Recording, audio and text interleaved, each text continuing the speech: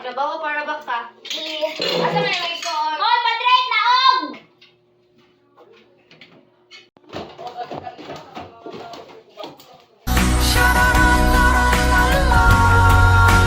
Asa man ka na? Di off man mo karon. Ipa-request sa'yo duty, ma.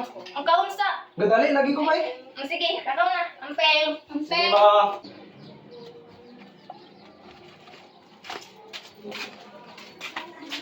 A few moments later. Moto na ko. Sige, ampeng. Kia. Malayo! Oh!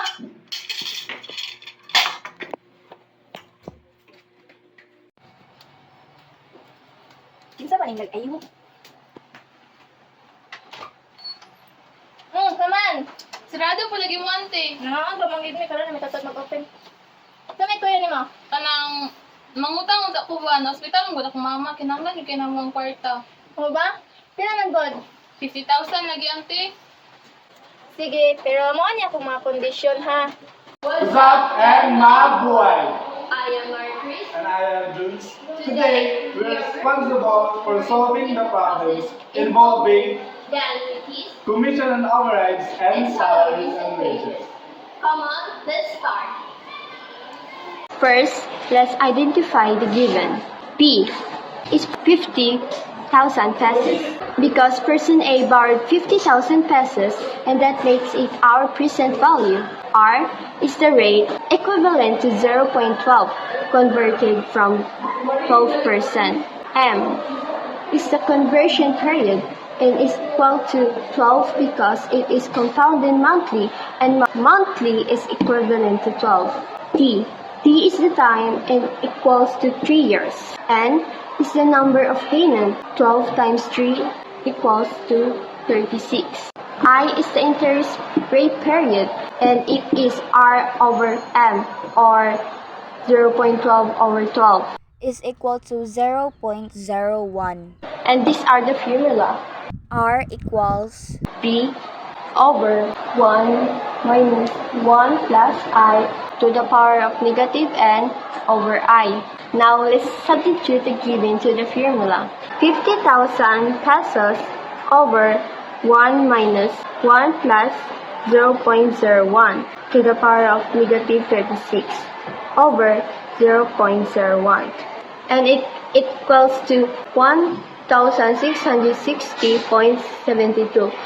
Therefore, 1,660.72 pesos will she pay at the end of each month for 3 years. Sige, ante. Salamat. Bayaran ko ni kadaan sa math, ha?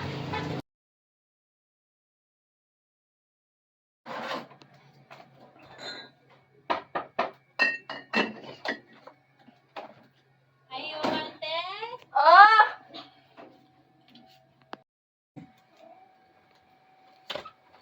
Saman. Anang ante, pwede sunod lunes na lang. Kaya magkaghangyo, maabot kinagpila ka to'y imong hangyo ba?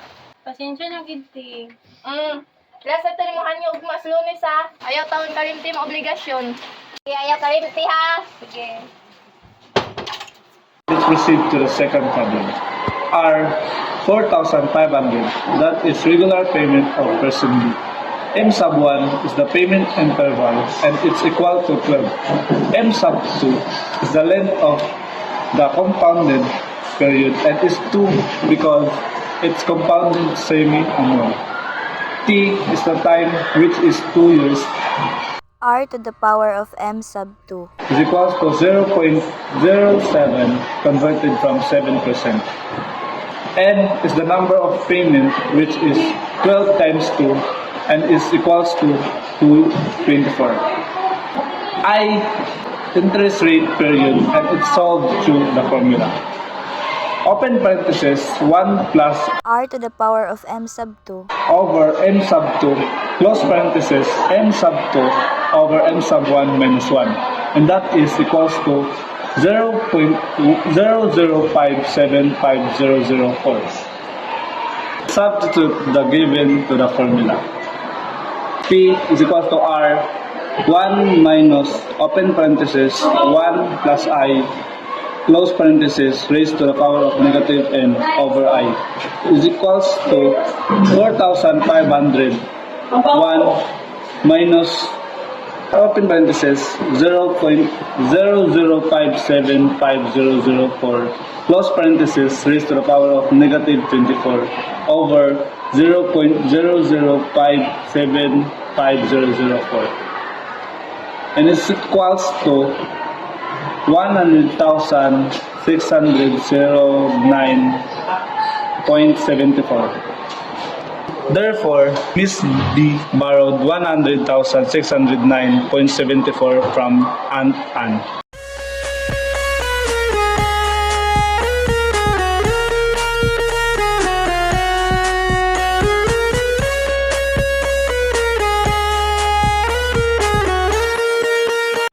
So from the problem, let's see the given. The monthly salary of Miss Jessica is 20,000. The commission on her sales is 4%. Her override is 0.5%. Her sale for the current month is 480,000, while his men's sales is 1,200,500. Now, let's solve for her commission using the formula commission equals 4% times her own sales.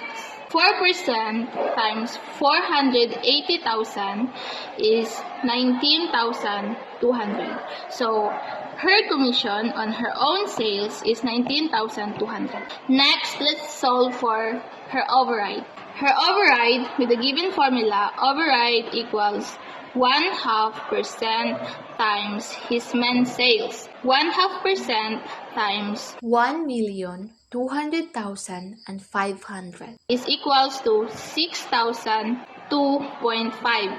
And to solve for her total salary earnings for the month, all we have to do is add all of it. Total earnings with the formula of basic salary plus commission plus override. That is 20,000 plus 19,200 plus 6,002.5. That is equals to 45,202.5. Therefore, Miss Jessica's total earning for the month is 45,202.5.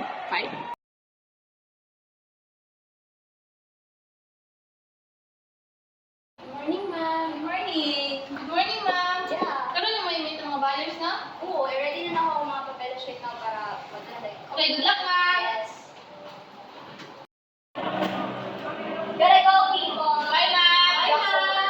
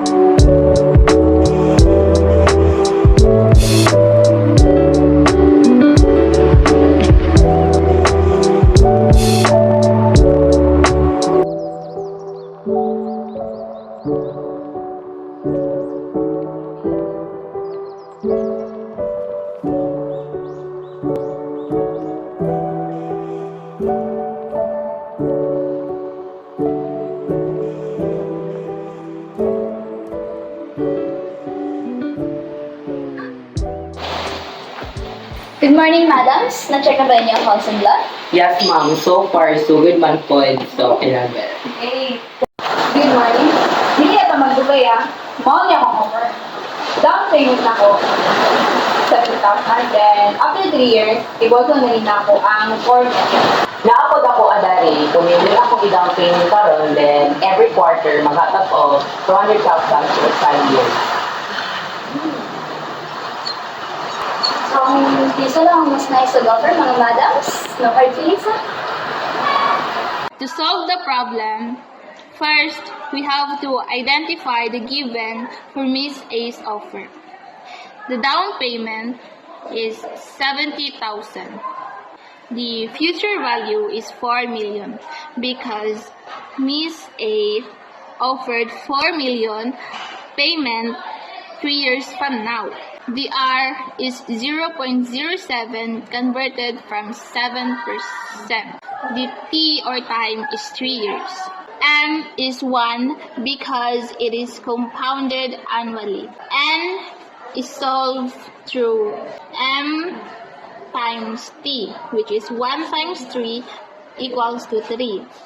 I is solved through R divide M, which is 0.07 divide 1 and is equal to 0.07. Next, let's substitute this to the formula. P equals F over open parenthesis 1 plus I close parenthesis raised to the power of n. 4 million is the future value over 1 plus 0.07 close parenthesis raised to 3, and that is equals to 3,265,191.51. Next, let's solve for the fair market value using the formula FMV equals down payment plus present value.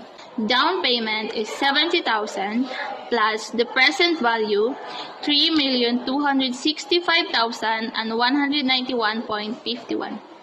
That is equals to 3,335,191.51.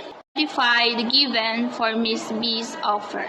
Miss B offered the down payment of 2 million with the regular payment of 200,000. R is 200,000 because Miss B offered 200,000 quarterly. M sub 1 is 4. M2 is 1 because it is compounded annually. T or time is 5 years. R to the power of M sub 2 equals to 0.07 converted from 7%. N is equals to M sub 1 times T, which is 5 times 4 and is equals to 20. I can be solved with the same formula from before and substitute that to the given. So 1 plus 0.07 over 1 close parenthesis raised to the power of 4 over 1 minus 1. That is equals to 0.31079,601. Then, let's substitute this given to the formula. P equals R 1 minus open parenthesis 1 plus I close parenthesis raised to the power of negative n over I. So 200 is R, 1 minus open parenthesis 1 plus 0.31079,601 close parenthesis raised to the power of negative 20 over 0.31079,601, and that is equals to 640,639.1. Let's solve for the fair market value using the formula. Down payment plus present value. Down payment is 2 million plus present value 640,639.1. That is equals to 2,640,639.1. Now that we are done, let's compare the two to identify which one has a better offer. Miss A's offer with a down payment of 70,000, present value of 3,265,191.51 with the fair market value of 3,335,191.51. And Miss B's offer with a down payment of 2 million, present value of 640,639.1 and the fair market value of 2,640,639.1. Hence, Miss A's offer has a higher market value. And the difference between the market values of the two offers at the start of the term is 694,552.41. Base po sa computation, ang iyong offer po ang mas better. Congratulations, madam! Thank you! I'll send the money right away. Yes! Araw-araw sipag lang, hayaan mo silang sa'yo'y humahadlang. Huwag ihinto, tuloy-tuloy mo lang, diretso lang kahit meron pang humarang. Araw-araw sipag lang, hayaan mo silang. To solve for Mr. Patrick's earnings for the day, first, what we are going to do is to solve for his hourly rate at his rest day using the formula. Regular hourly rate times 130%. His regular hourly rate is 56.25 times 130%, that is equals to 73.13. Next is to compute for his pay for the day. We use the formula 8 hours times hourly rate on rest day plus his overtime, which is 2 times hourly rate in rest day times 130%. That would give us 8 times 73.13 plus 2 times 73.13 times 130%. So that is 585.04 plus 2 times 95.07. Again, that is 585.04 plus 190.14. And we add those two and it is equals to 775.18. Therefore, Mr. Patrick's total pay for the day during his rest day is 775.18.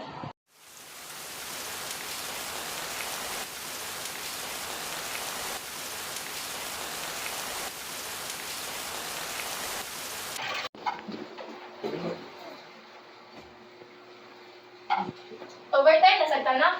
Oo ma, sayang mong good. Maya. Kaya, kadaan mo ka nakauli. Nag-overtime mong gogi ka din, nakatulog din sa office mo. Di ay? Trabaho na gani ka. Overtime, pag-i, therefore, dako, naging mong sweldo na. Ano, itong hours, 700 per to ka pilo. Maayo. Ikaw, te, kung saan na plano sa kwarta? Nagbibo gani ko, magpalit ko og balay or mag-invest sa kay. Pag-amping lang ite. Sa investment, trabaho ka rin to scam. Ang other investors, dili man, like my coworkers. Pag-amping lang ite. Katloto pa ko, nga wala ka karotod-taod. Sige. Kumusta na dali ang tindahan, ma'am? Ay, sila din, nangutang tong silingan na to kagahapon. Ang isa po, nanghangyo, ang sunod adlaw na ba daw siya magbayad? Sunod ma, kung dili magbayad, ay napatanga. Dayon, kung dili gyud sila magbayad, may undang na ng landing. Lagi na, natagam na ko. Ay na mo, mangangon na ta. Thank you. Patrick, with the beer. Beer.